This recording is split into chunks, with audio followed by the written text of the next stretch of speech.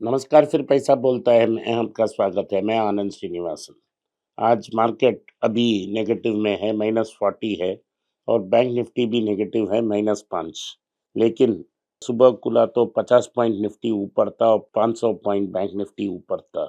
लेकिन ये सस्टेन नहीं हो सकता था, क्योंकि अमेरिका और एशिया में मार्केट बहुत नीचे थी। क्यों नीचे थी? क्योंकि यील्ड्स बहुत ज़्यादा हो गए हैं। बॉन्ड को बेचा गया और बॉन्ड वैल्यूज नीचे आ गए, क्योंकि अभी तो क्लियर हो गया है कि इस साल रिसेशन नहीं आएगा, अगले साल भी रिसेशन नहीं आएगा। अमेरिकन इकोनॉमी बहुत स्ट्रांग है और इसके कारण रेट कट की कोई गुंजाइश नहीं है, सिर्फ 2 रेट कट्स हो सकती है।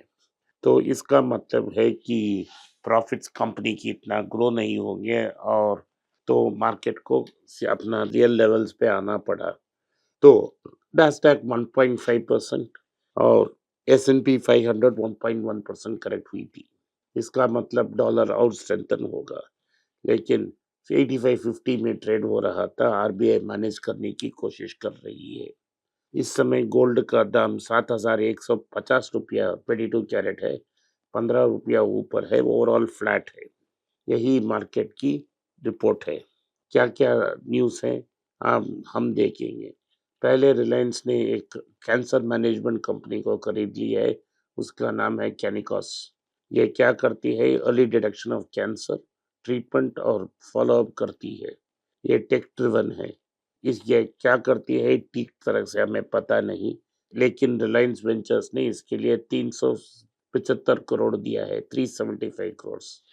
10 करोड़ कैश में इक्विटी के लिए, 365 करोड़ ऑप्शनली कन्वर्टेबल डिबेंचर दे उन्होंने दी है। क्रिस वुड ने अनाउंसमेंट की है कि वो एचडीएफसी बैंक को अपने minus Japan Asia long portfolio में वापस ला रहे हैं। क्रिस वुड एक बड़ा इंडिया एक्सपर्ट माना जाता है।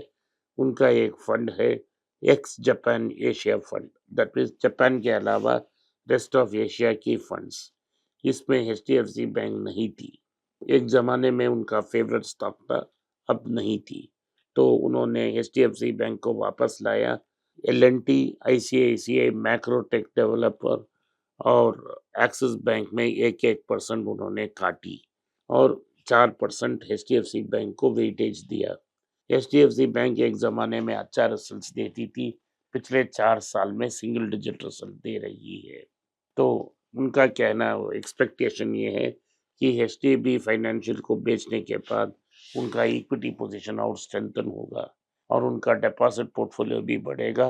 क्रेडिट डिपॉजिट रेशियो 2 साल में कंट्रोल में आ जाएगा। उसके बाद फिर से वो एक अग्रेसिवली लेंडिंग शुरू कर देगी। इस होप से उन्होंने एचडीएफसी बैंक खरीदी है।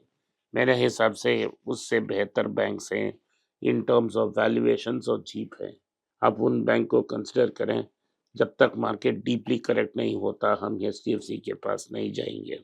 क्रेडिलाई वो एक ज़माने में एचडीएफसी का सब्सिडियरी होता था, उसको आखिर सेपरेटली बेचा गया था और उसे 2 प्राइवेट फंड्स ने खरीदी थी।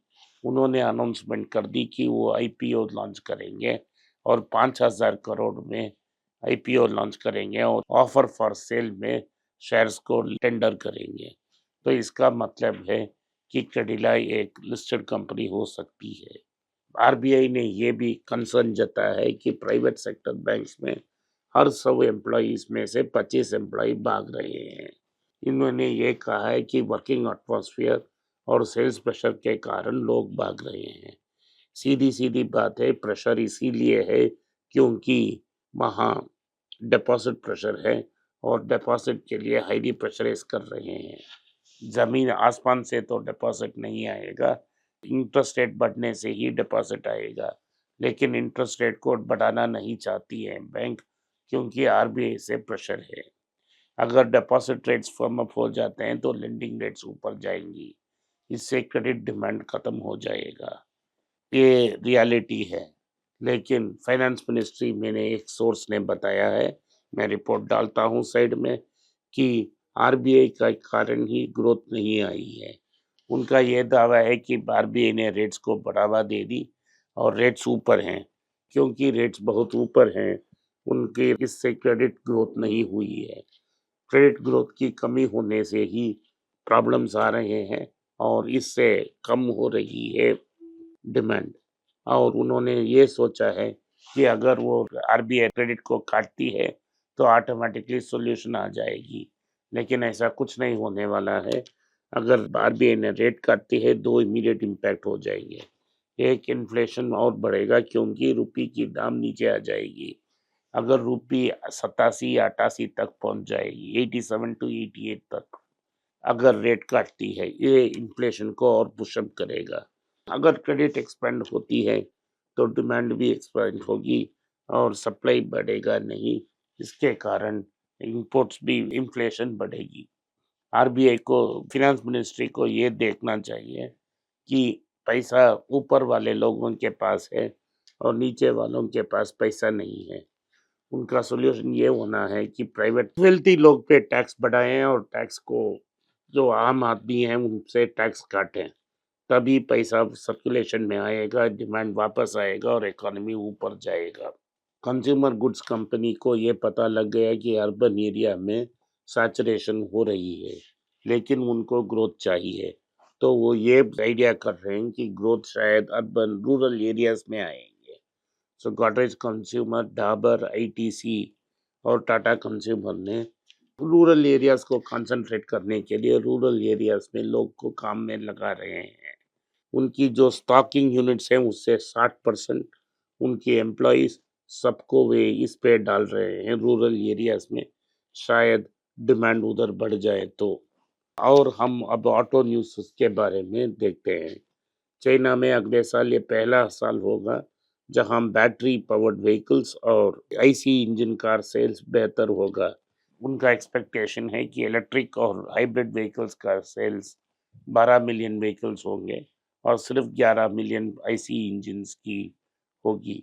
चाइना दुनिया का पहला देश होगा जो इलेक्ट्रिक जा रहा है। लगता है कि 230 2030 तक कोई आईसी इंजन सेल्स नहीं होने वाली हैं।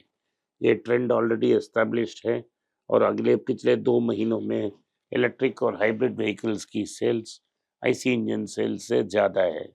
इसका मतलब है क्रूड ऑयल का डिमांड और नीचे आएगा और क्रूड ऑयल में प्रेशर रहेगा।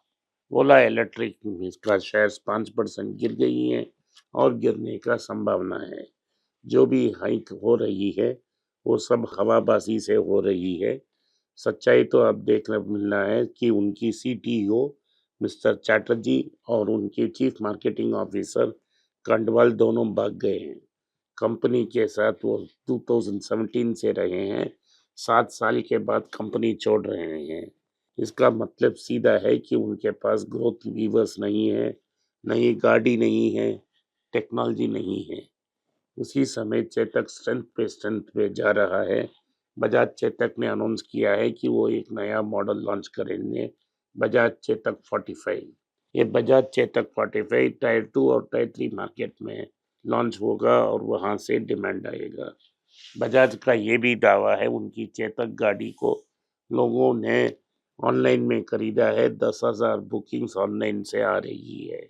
अगले का साल से बजाज ने अनाउंस किया है कि वो चेतक को ग्लोबल लेके जाएंगे और ग्लोबल सेल्स भी हो जाएगा।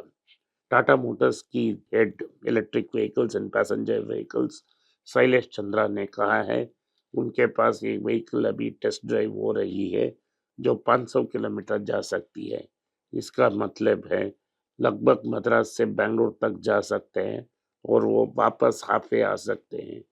ये इससे क्या होगा कि जो एंजाइटी थी लोगों की कि जब लॉन्ग डिस्टेंस जाएंगे तो बैटरी खत्म हो जाएगी, वो खत्म हो गई।